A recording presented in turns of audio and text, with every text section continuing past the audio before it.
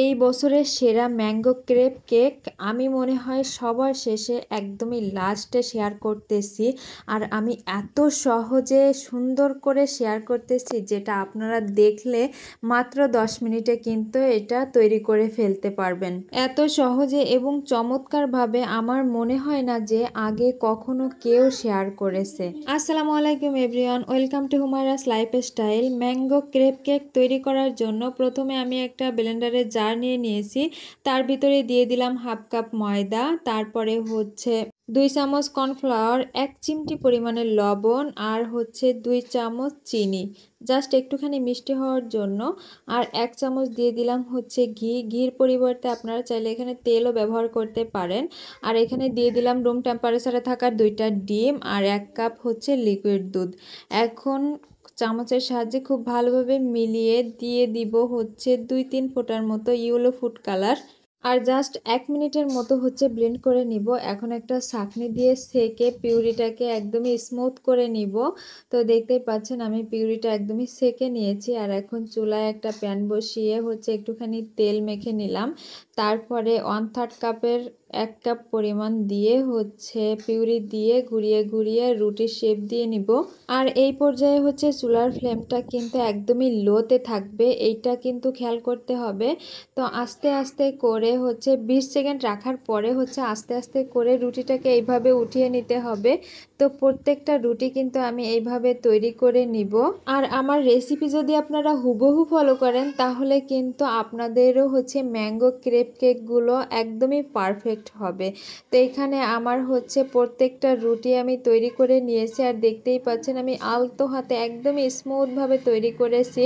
আর রুটিগুলো দেখতে কিন্তু একদমই পাতলা হয়েছে, দেখতেই পাচ্ছেন কত বেশি সুন্দর আর এত বেশি সফট যে মুঠো করলে হচ্ছে একদমই মুঠের মধ্যে চলে আসতেছে, এত বেশি সফট। তারপর এখানে আমি একটা মিক্সিং বোল নিয়ে নিয়েছি, তার ভিতরে দিয়ে দিলাম হচ্ছে 1 কাপ পরিমাণ হুইপড ক্রিম।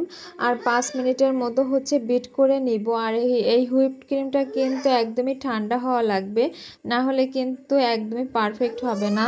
তো এইখানে কিন্তু আমার বিট করা হয়ে গিয়েছে, আমি 5 মিনিটের মতো হচ্ছে বিট করে নিয়েছি। আর এখন হচ্ছে একটা পাইপিং ব্যাগের ভিতরে দিয়ে সিল করে নিব।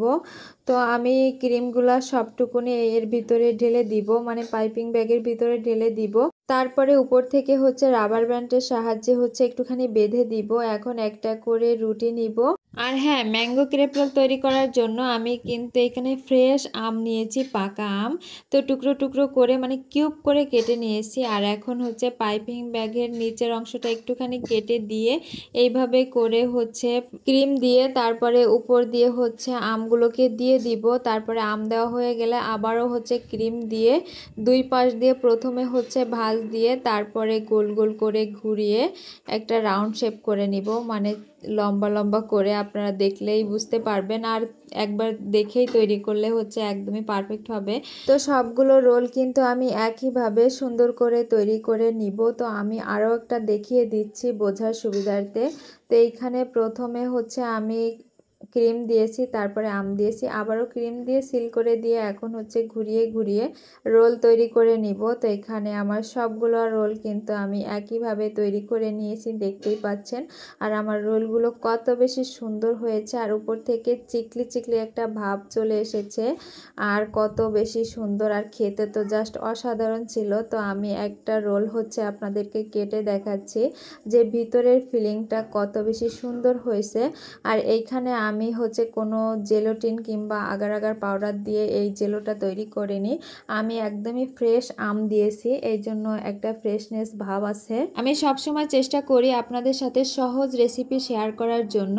তো আমার সহজ রেসিপি আপনাদের কাছে কেমন লেগে থাকে সব অবশ্যই কমেন্টস করে জানাবেন। আর যদি ভালো লেগে থাকে তাহলে প্লিজ পেজটা ফলো দিয়ে রাখবেন। ধন্যবাদ।